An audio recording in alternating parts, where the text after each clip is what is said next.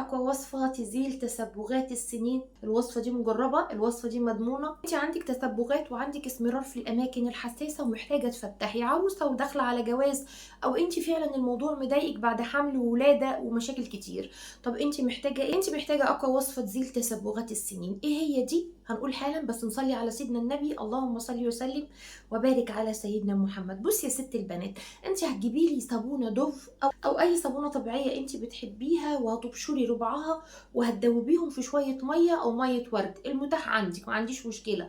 بعد ما تدوبيهم ويصبح معاكي قوام كريمي، هتضيفي لي عليهم معلقتين من جل الالوفيرا، وارجعي قلبي تاني كويس قوي. عملتي كده خلاص. عايزين نرطب، هنرطب بايه؟ هنرطب بزيت جوز هند. زيت جوز الهند رائع في الترطيب، وكمان بالذات لو انت بترطبي في اماكن في جسمك شديدة الجفاف والاسمرار فيها زايد حبتين، وتقلبي برضو كويس. بما ان الاسمرار زايد، هنزود التفتيح وهنزيد عليهم معلقة كبيرة من حليب بودر.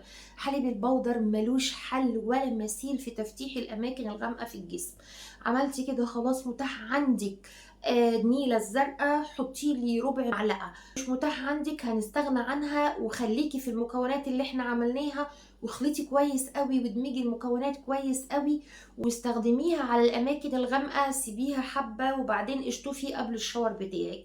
انت كده معاكي اقوى وصفه تزيل تسبغات السنين مهما كان عمرها ومهما كان حجمها. ما تقلقيش خالص، الوصفه دي مجربه، الوصفه دي مضمونه. بس كده جميله. خلاص معاكي الفيديو، اتمنى يكون الفيديو عجبك. يا ريت بقى لو الفيديو عجبك ما تنسينيش اللايك والشير والسبسكرايب.